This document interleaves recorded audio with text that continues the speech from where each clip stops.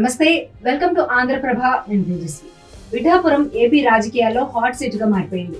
పవన్ కళ్యాణ్ ఇక్కడి నుండి పోటీ చేయడంతో రాష్ట్ర వ్యాప్తంగా చర్చకు దారితీసింది.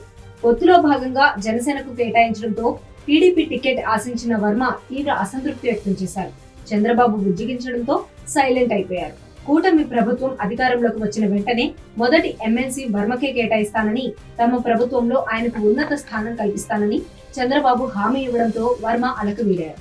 వర్మ వ్యవహారం సద్దుమణిగింది అనుకుంటున్న తరుణంలో తాజాగా పిఠాపురం సీటుపై వర్మ మరోసారి చేసిన వ్యాఖ్యలు హాట్ టాపిక్ గా మారాయి.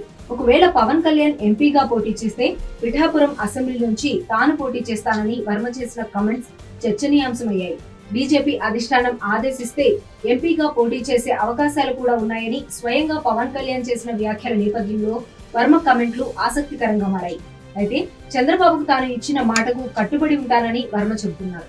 పిఠాపురం అసెంబ్లీ నియోజకవర్గం నుంచి పవన్ కళ్యాణ్ పోటీ చేస్తే ఆయన విజయానికి సహకారం అందిస్తానని వర్మ మరోసారి స్పష్టం చేశారు.